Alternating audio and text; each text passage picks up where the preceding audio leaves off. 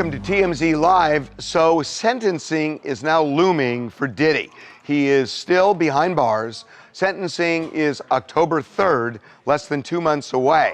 And now the question, what is going to happen when the judge sentences him? Diddy will certainly get minimum a year in prison, I would think. I think between a year and 2.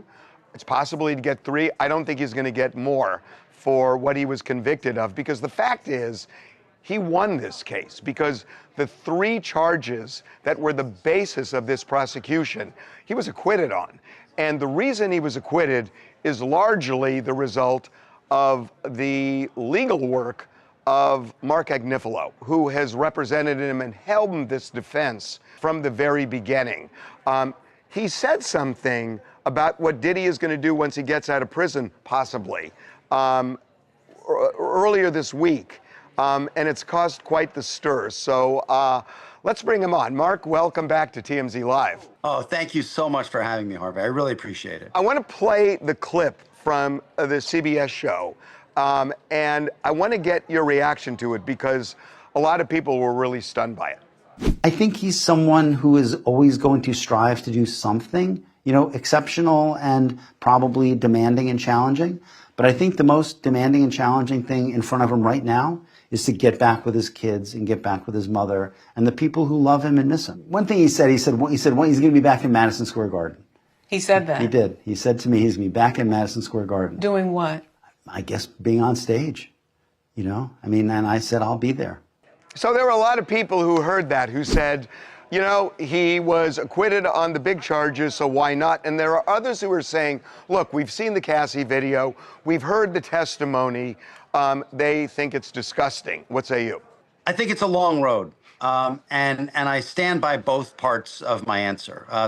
The road that is right in front of him is we are going to have to fight very hard and argue very intelligently to get him a reasonable sentence where he can get out in relatively short order. I think your assessment is very close to my assessment. And then he's out. So what does he do first? What he does first, and I think he does it for quite a while, is he is now present for his 7 children. He has a beautiful mother who is getting older. One thing that I think is true about my assessment of Sean Combs, I believe he's always going to do something special, something that other people haven't done. And while he did say to me, as I said, that he hopes one day his fortune would take him maybe back to Madison Square Garden, I think that is, if ever, years down the road. The word that I used and been using, and I want to use it now, is redemption. And redemption is earned. Redemption is not given. And I think he has done the hard work to earn redemption. And so he's not asking for something for nothing. He's putting the work in. And I believe this is a great redemption story, and that is my hope for him. You said he's doing the hard work. So real facts here. He has anger issues and has also had substance abuse issues. Is he getting professional help for both of those right now, and has he been? So the answer is yes. He has therapists that we have basically lined up for him from the outside. The MDC is very strong in certain areas. One of the areas it's not so strong in, it does not have meaningful programming.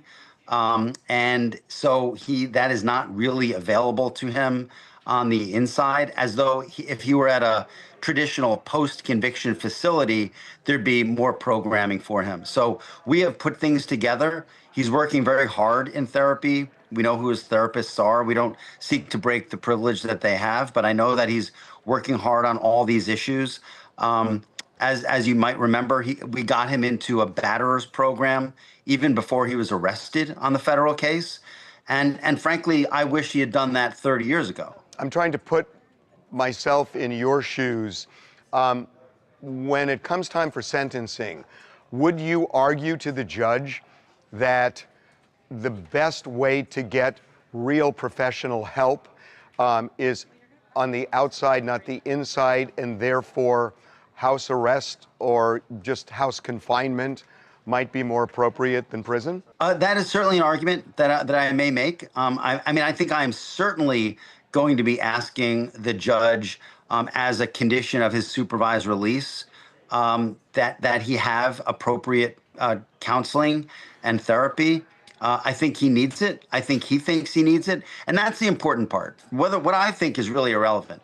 He believes that he needs this. He believes that this would make him a better person.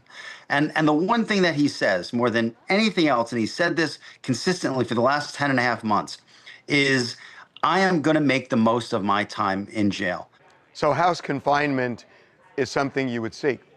Possibly. I mean, I have to see how our sentencing memo comes together. We have a very busy August and early September lined up for us, putting together what I think will be a very, very important document in the form of this sentencing memorandum. Because it's one thing for a lawyer to tell a story about someone. It's really something quite different to have letters from the people who've known him through the years. And I can tell you, we're collecting some just beautiful letters from people in all different areas of his life. And I'm actually looking forward. I'm humbled and honored by the opportunity to tell this man's story, and I hope I do it the justice it deserves. And finally, and I've wanted to talk to you about this for a long time. You and I had a talk early on in this case, and you took a lot of heat for something. And at the time, I didn't see your end game. I think I see it now. So I want to play the part of the interview that I'm talking about, give you my take on it now, and see if you agree. Here it is. How do you explain 1,000 bottles of baby oil? I don't know where the number 1,000 came. The U.S. Attorney said it. I can't imagine it's thousands. I mean, you know, and I'm not really sure what the baby oil has to do with anything. They're essentially saying it's a lubricant for an orgy. I guess. I don't know what you need 1,000. One bottle of baby oil goes a long way. I don't know what you need 1,000 for. I mean, he has a big house. He buys in bulk. You know, I think they have Costco's in every place where he has a home. I mean, have you sat in a parking lot of a Costco and see what people walk out of there with? Not 1,000 bottles of baby oil. I don't think it was 1,000. I think it was. Let's just say it's a lot. So you took a lot of heat for that. And I thought that question was a tough one for you to answer.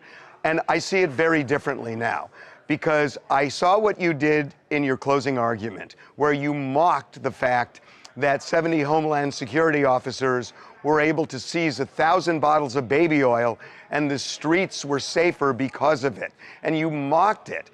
And what I didn't realize then, and what I think a lot of people didn't think of then, is that this was a prelude for what you were arguing, which is you made light of it because that ultimately, in a weird way, it became a weapon for you to diminish the prosecution's case. Do I have that right? You have it exactly right. And if you remember, toward the end of the trial, one of the outstanding Homeland Security agent did very, very important work. And I played that up in my cross-examination, that he did hundreds of search warrants in his life, and he was going after terrorists. I think he was in the unit that dealt with like terrorism and things like that. And I asked him, how many times have you done a search and you recovered Astroglide and baby oil? And he said, one. I said, one in addition to this case? He says, no, this case.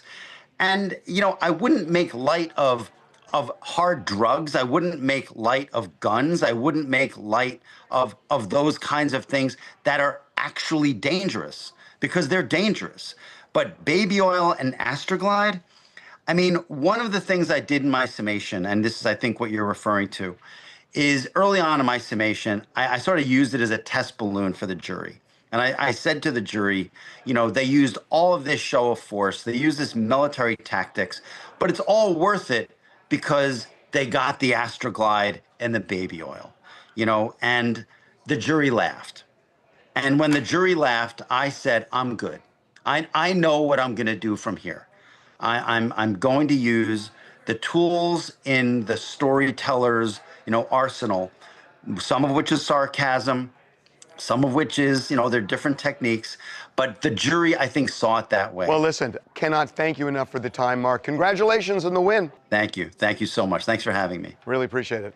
Coming up, TMZ Sports just got crazy video, which involves an arrest, a Starbucks, and a bumper. So Terrell Suggs, he was pulling into his Starbucks, and all hell breaks loose. Go away. Go away. Be right back. You know what Terrell and I have in common? We're athletic. Watch, my left hand. Go ahead. Tips and overthrows. Odell Beckham. TMZ Sports just got crazy video, which involves an arrest, a Starbucks, and a bumper. So Terrell Suggs is a huge force in football. He was with the Baltimore Ravens. He's going to be in the Hall of Fame, no doubt. He was pulling into his Starbucks, which sounds really innocent. This actually happened last year. Pulling into his Starbucks, and he's going up the drive-through and apparently past the squawk box. So he backs up to take his order, and there's a car behind him, and the guy behind him says, "You hit me." And apparently Terrell didn't think he did. So the two get out of the car, they jawbone some. Terrell gets back in the car, and so does the other guy. Terrell goes up, picks up his order, and then all hell breaks loose. And Terrell, we're going to show you the video of this, but he ends up pulling a gun. He ends up getting charged. He ended up taking a plea to a misdemeanor. He's on what, 18 months? 18 months probation. And with a lot of restrictions. Yes, he can't leave the state without permission. He can't have alcohol. There's several other things. He's got a community service. It's a lot. Okay, so now the question is, what does this actually look like? So the sports team ended up making a request to the police department. We just got the video, broke it on the site.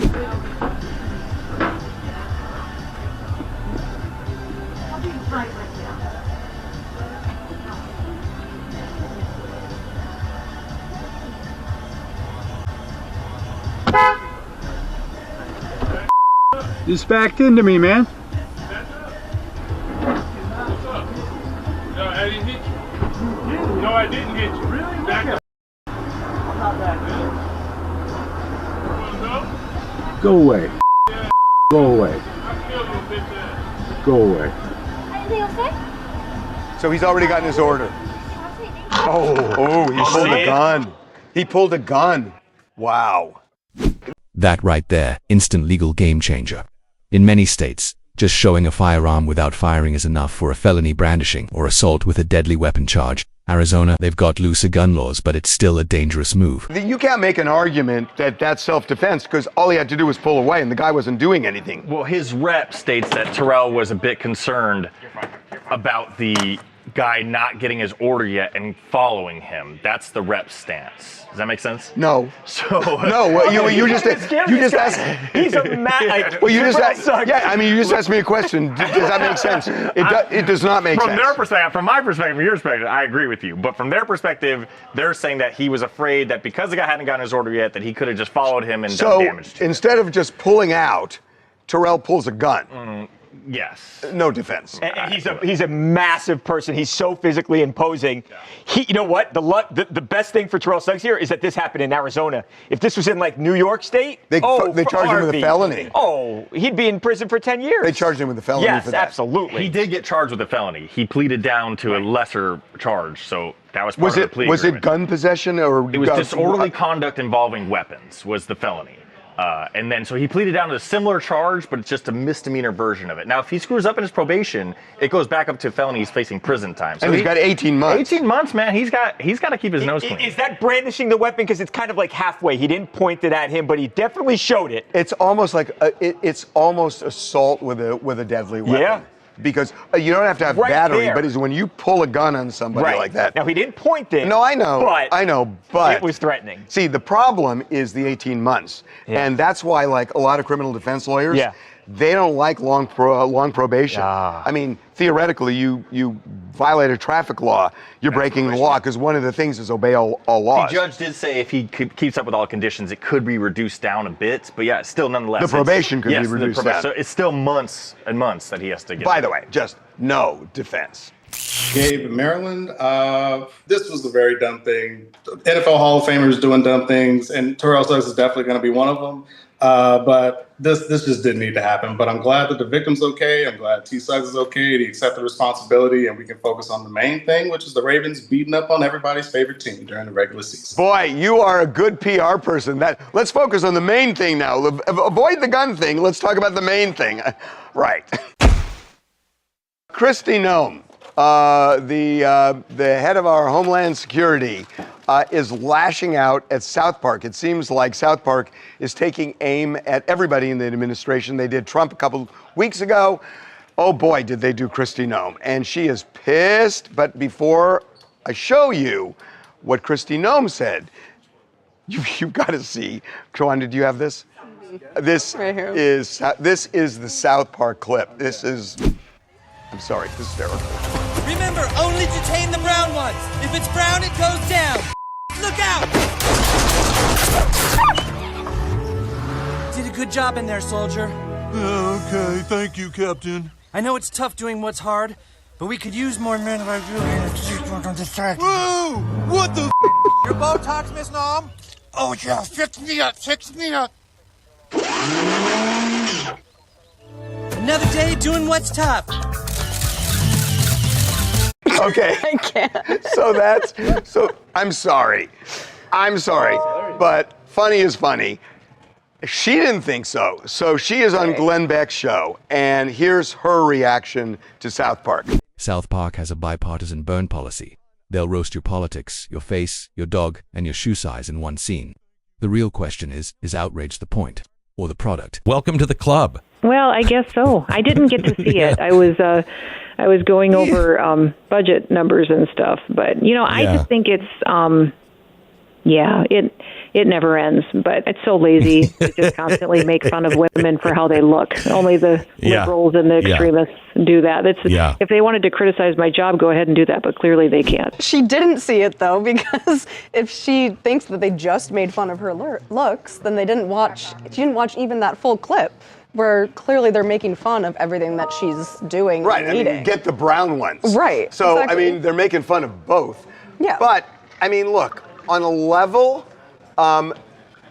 it is making fun of a woman's looks. On the other side of it is that when there is arguably clear plastic surgery where somebody transforms, and I'm not saying it's better or worse, but it is certainly different from what it was before. Right. Then it's a joke.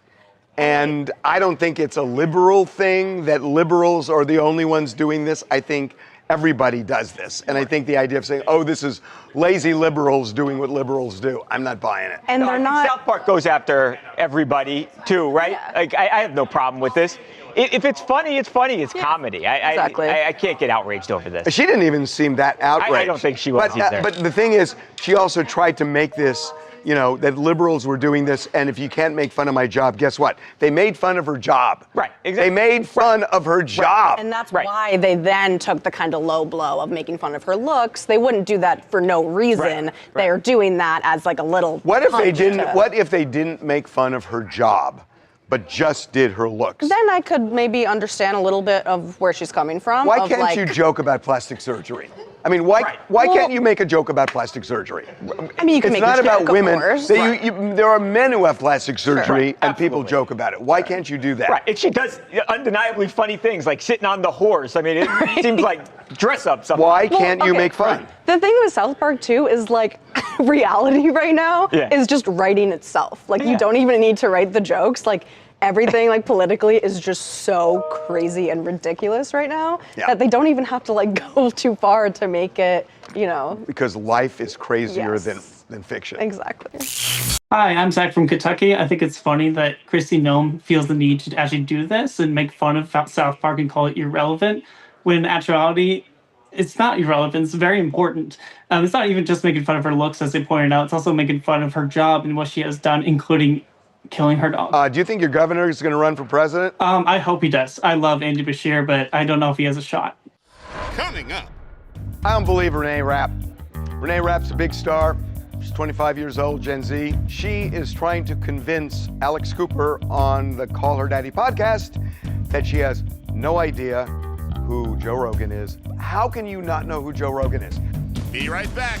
TMZ's got every freaking thing. Big celebs, big stories, big events. BB Rexa was looking hot on vacation. Look at the water, too. Did you just say look at the water? I mean, I'll be honest, that is what I was looking at.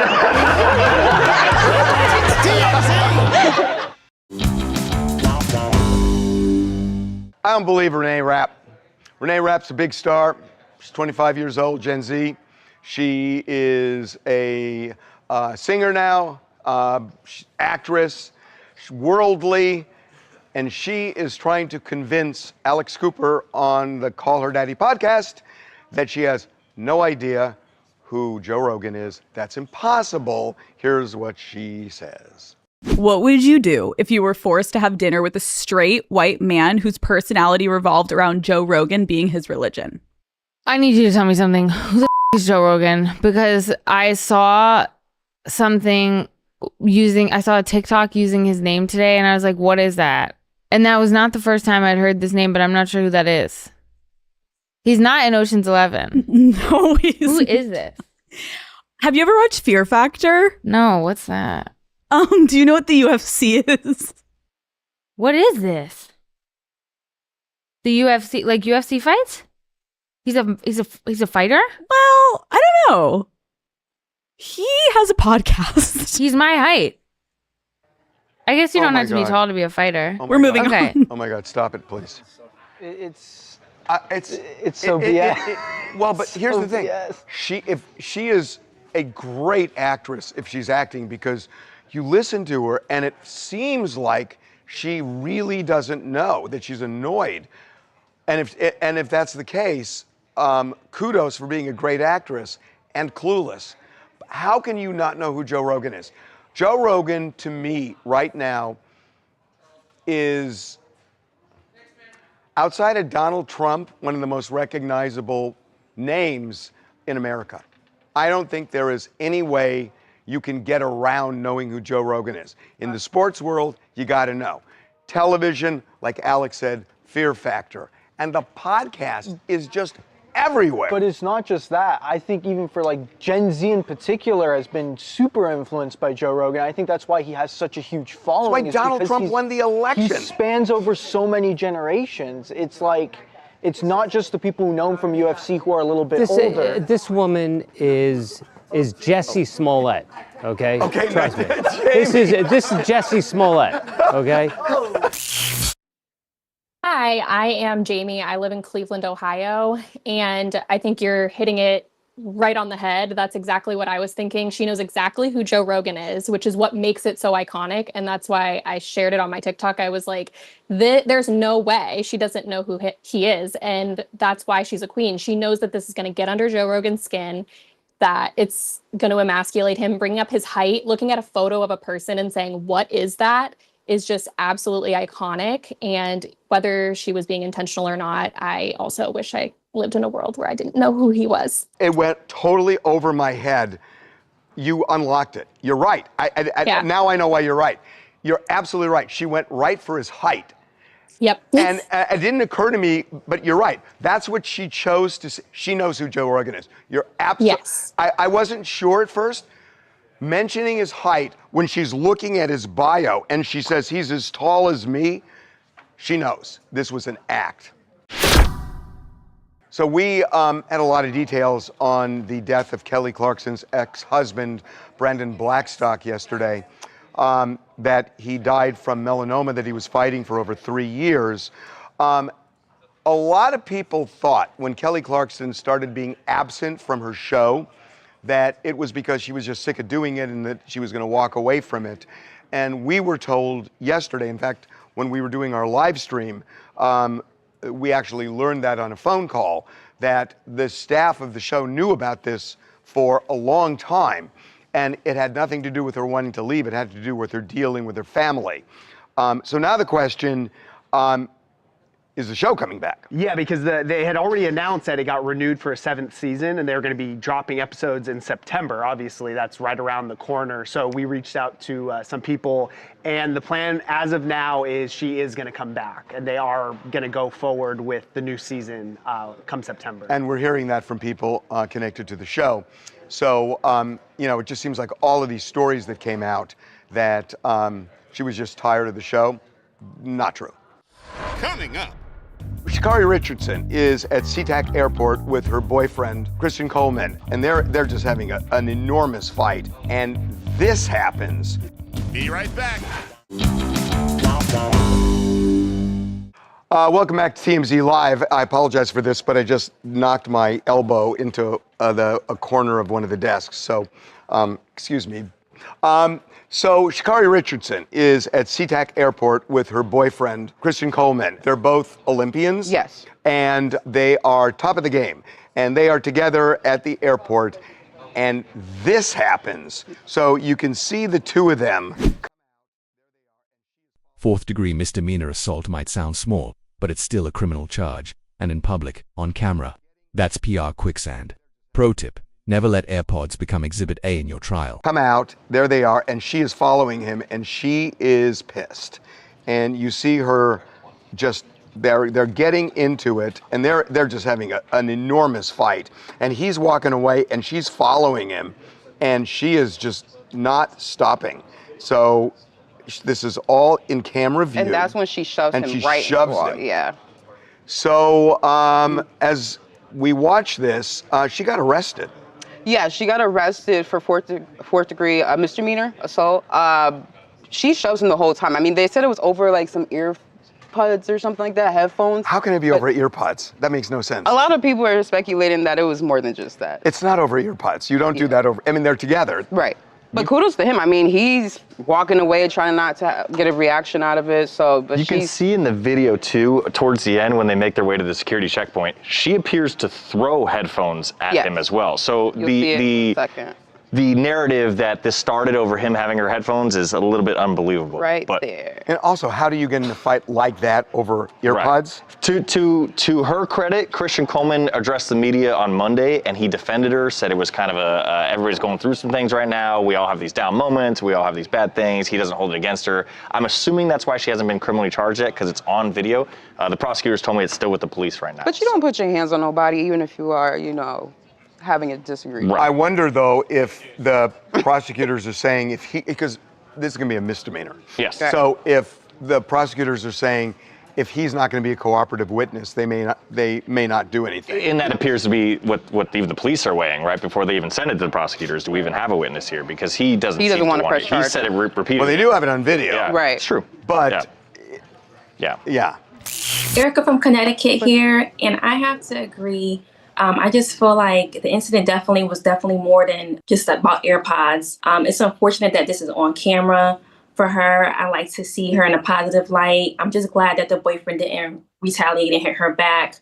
I wish her all the best. My gut tells me he's not going to cooperate, and they're probably not going to charge because of that.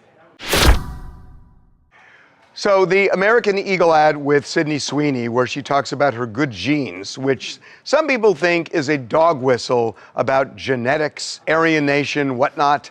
It has now reached the level, I think, that maybe Sydney Sweeney feared, that she is now being embraced by the Proud Boys. So, Devin, you have this picture? Yeah, so here's the photo. So this is off the freeway in Corona, which is like 40 miles outside of LA? Right. It obviously says Proud Boys love Sydney Sweeney. She has the best blue jeans. Where's the connection to Proud Boys with that? Proud Boys love Sydney Sweeney. But how did they get where? But where is it? Is it above the freeway? Yeah, so it was like a billboard that was right off the freeway. Oh, so they actually took a billboard out. Well, no, there is a billboard up. Oh, they put it up over it. Got it. To me, I mean, I don't know where I'm not super familiar with the Proud Boys, but is this just a troll or is this actually the Proud Boys? Are they that organized? I don't know. It could be either the Proud Boys or people who are pissed and are trying to make it look like the Proud Boys are embracing it. It could be either one. Oh, I just think it's for sure the Proud Boys, because why would we be surprised that they said that? Because somebody who is mad angry at Sweeney American wants it to make it seem That's like right. like now the Proud Boys are That's right. embracing It could be either way. Or it could actually be the Proud Boys. Wasn't she just like Yeah, it could revealed be. to be a Could be. registered No, it could Republican? be. So like maybe they're like trying to get out there and like embrace her publicly too. Yeah, but the thing is, I mean, I think it's really unfair, whether this is the Proud Boys or not, to associate Sydney Sweeney with them. There's no evidence that Sydney Sweeney has Well, maybe she doesn't want to be or even associated viewed. with them, but maybe but I'm sure they would love to be associated with her. No, I understand that, but just by looking at that could be somebody who's so against the ad that they want people to turn on Sydney Sweeney and American Eagle. I mean, seriously. No, 100%. I mean, it's like this is the last thing she wants. You said this was in Corona, California? Yeah, Corona. Yeah, sorry, no. Is that Proud Boy country? I don't feel know. like it's like very much so like a little bit Proud Boy. Hi, my name is Ray Paul in New York City. I just think that this whole situation is blown out of proportion, because it's very clear that Sydney Sweeney is definitely a MAGA supporter. And now she has the president of the United States talking about this whole thing. So in my opinion, I think it's a win-win, because honestly, I had forgotten that American Eagle even still was a brand, like it was still in business. It's a huge success for American Eagle. I'm going to kind of shift things a little bit. Jackson, would you turn the camera on yourself for just a second, please? Yeah. I want to know something. So I hurt my elbow. Okay. And you have been smiling, and you put a poll up talking about where my ashes should be spread. First of all, I don't control the polls. You were reveling in this poll. I was reveling in this poll, but I don't control them. I revel in a lot of things people say about you. Someone said you should give your little dinghy a name. I'm not giving the dinghy a name. I don't know why it's hard to make sure I'm in shot, but yeah. Coming up. So good news about Gen Z. They are frugal and they are saving money. And bringing our pal Damon John from Shark Tank. It's a different generation, but the data is that they're a little bit smarter than we are. Be right back. So good news about Gen Z. There are a lot of people who have all sorts of bad things to say, that they don't have an attention span, they don't know how to converse, they don't know how to have relationships and whatnot, but they do know how to save. And they are frugal and they are saving money. And this is really a surprising thing, because usually young people don't do this. So let's bring in our pal Damon John from Shark Tank. Damon, I am shocked at this. I had no idea that Gen Z, that 50% of Gen Z adults have savings accounts. 50% of Gen Z adults have savings accounts. This Gen Z community is smarter than ever. I was talking to my buddy Zeb, who is the founder of ClickFunnels. He was talking about how Gen Z now is taking advantage of all the opportunities out there because the information is out there. They no longer have to go to school and say, let me learn what you're teaching me. They just have to go on AI and say, let me learn what I want to know. And their understanding about financial intelligence and things like that, they're doing things way smarter than us. I just came off vacation. I realized everything that I own owns me. Right? Because now I have to take care of these cars, this and that. Gen Z says, I want to get small. I want to get tiny. I want to save money. Matter of fact, I don't got to put anything in the bank. Everything that I put onto this app rounds off at the end of the day. I turn around 20 years. I got a whole bunch of Bitcoin. So absolutely amazing at this time. Here's what the Gen Z. There's a bunch I don't understand. First of all, Gen Z is obsessed with becoming an influencer, going on OnlyFans, and what they're interested in is quick money and big money. And that is the kind of the carrot that they follow. And so it doesn't make sense to me that if they're looking for that kind of quick, big money, that they also are thinking small. The two don't align for me. Well, is it really quick or big money? You see, because again, as I was talking to my buddy over here about they can get into business easier, right? So 94% of Gen Z says they want to retire by 55, but they would prefer 32. They have this thing called vibe coding now, where they don't need to have to program things so they can set up a business quicker. But let's talk about what you were saying right there. Influencers, the top influencer on TikTok can make 20 million. That means you can make 1 million, right? A post on Snapchat, 25,000 a post. Now think about that. You grow your community over a year on Snapchat and you're able to make an average of $10,000 a post. You could probably do $80,000 of business in your basement. Of course, OnlyFans, 1 million a year. And then you got the people on Twitch, you got the people live selling like TikTok and these things. So we are saying that these people are influencers, they're dancing and singing, but there's a real business there. They're creating a community, they're communicating with the community, they're opening their phone, they're making the money directly, and they know who their customer is. We're looking at it kind of like when our parents used to say, what's wrong with you? Just go to college and retire with a gold watch and a picket fence and 2.5 kids and a dog. And we used to say, that doesn't work anymore. Two parents can't stay, one parent can't stay home. So again, it's a different generation, but the data is that they're a little bit smarter than we are. And that's my second question, which is that young people are young people without experience. And most young people in every generation, they go into debt because they just spend too much. They get credit cards and they spend too much. And they're not responsible with money.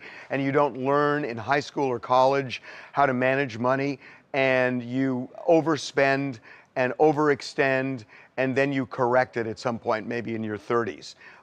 They're not doing that. And I don't understand what makes them wiser than my generation, your generation, or any other. Well, I think we are talking about a small percentage of those who are going to, want to do the right thing. The downside is because the pendulum swings so heavy on each side. There are a lot that are seeing people on social media and they're trying to keep up with the Joneses, and they have more access to people who they believe are doing better than them. And in the swipe culture, that's the bad part. Unlike us, we had to pull $1 out and go and purchase. We had to make these big, plans to purchase these things. They're swiping themselves into debt. But I can only talk about the people that I believe are the ones who are going to be the small business owners, the ones who are going to manage their money the right way and learn from all the things that are going out the bad way. Because unfortunately, there's going to be, the pendulum's going to swing in a drastic way on both sides. Okay, finally, you're in San Diego, and you just showed me this before we started talking. So you got to show people outside what the grounds look like at this place. All right, I am with my team looking. That is Zeb, the founder of ClickFunnels. But let me show you, they didn't even do the grand opening yet. This is the Gaylord Hotel in San Diego, the largest hotel on the West Coast. 500,000 square feet of convention space and pools, lazy rivers, the ocean right there. I have no affiliation with the hotel, but I'm telling you, this thing is We're giving this for free? Holy smokes. Hey, dude, I'll give you $50 if you go down that slide and record it. $50 go down that slide? I'll do that for beef jerky, baby. Don't worry about it. I'm going to go down that slide. Okay, have fun there. All right, man. We'll see you. Peace. Coming up.